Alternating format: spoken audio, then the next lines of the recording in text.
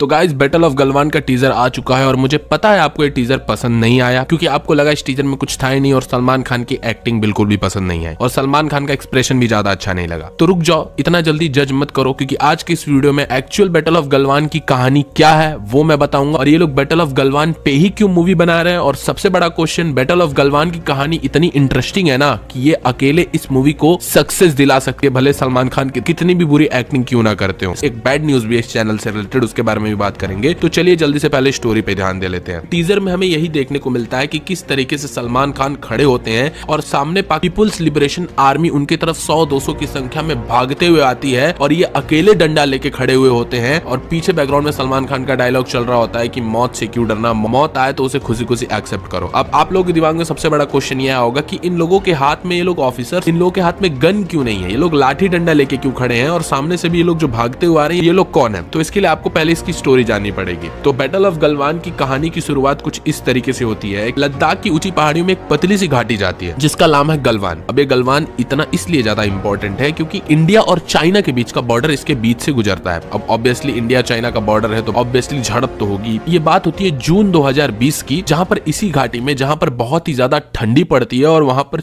चलना भी एक जंग के बराबर है। इतना ज्यादा हार्ड होता है वहां पर जिंदगी जीना। लेकिन फिर भी उस वक्त क्या देखने को मिलता है कि हमारी इंडियन आर्मी के सारे जवान वहां पर तैनात होते हैं और अपोजिट साइड चाइना की जो आर्मी होती है जिसका नाम होता है पीपुल लिबरेशन आर्मी तैनात होती है। एंड इंडिया के जवान क्या नोटिस करते हैं कि जो पीपुल लिबरेशन आर्मी वाले जो जवान है वो धीरे धीरे हमारे बॉर्डर की तरफ बढ़ रहे हैं, मतलब आगे बढ़ रहे हैं। और उन लोगों के पास एक ढांचा था जो एक अस्थायी ढांचा था, सिंपली बोलूं तो कब्जा करने की भावना से वो लोग उस अस्थायी ढांचे को धीरे धीरे करके आगे बढ़ा रहे थे। अब ये इंडियन आर्मी ये चीज जब देखती है तो उन्हें बड़ा गुस्सा आता है। तो सबसे पहले उनमें से हमारे कर्नल होते हैं जिनका नाम होता है कर्नल संतोष बाबू। अभी जो कर्नल संतोष बाबू होते हैं ये अपने जवानों के साथ उनसे जाते हैं नॉर्मली बात करने के लिए, मतलब पीपुल लिबरेशन आर्मी चाइना वाले आर्मी से बात करते हैं कि आप लोग ये अस्थायी ढांचा लेके आगे क्यों आ रहे हो, आप लोग कब्जा करने की कोशिश क्यों कर रहे हो, आप लोग कब्जा मत करिए, आप लोग की जहां पोजीशन है आप लोग अपनी पोजीशन ले लीजिए, हम लोग आपसे लड़ना नहीं चाहते हैं। देन बातचीत में सभी मामला हैंडल भी हो जाता है और सामने चाइना की आर्मी एक्सेप्ट भी कर लेती है कि ठीक है मैं पीछे हट जाऊंगा, कोई टेंशन वाली बात नहीं है। उसके बाद ये मैटर यहाँ पे सॉल्व हो जाता है। लेकिन उसके 1-2 दिन बाद रात हो चुकी होती है और रात की बहुत कड़क ठंड होती है। एंड यहाँ पर जो कर्नल संतोष बाबू होते हैं उनके दिमाग में आता है कि यार अब चाइना से तो बात हो ही चुकी है, चलो एक बार चेक करके आते हैं कि क्या सच में ये लोग अस्थायी ढांचा उस पोजीशन से हटाए कि नहीं हटाए। अभी भी वहां पर अस्थायी ढांचा रखा हुआ है। तो 15 जून की रात को जब वो अपने कुछ आर्मी बंदों के साथ वहां पर जाते हैं, देन वहां पर वो क्या देखते हैं कि वो जो अस्थायी ढांचा है वो वहीं पे रखा हुआ है, वहां से वो अभी तक हटा ही नहीं है। उसके बाद ये बिल्कुल गुस्सा हो जाते हैं एंड उस पीपुल लिबरेशन आर्मी से बोलते हैं, देन वो सभी बड़ा ईगो से रिप्लाई देने लगते हैं। फिर इस बीच दोनों पार्टियों में बड़ा हीटेड आर्ग्यूमेंट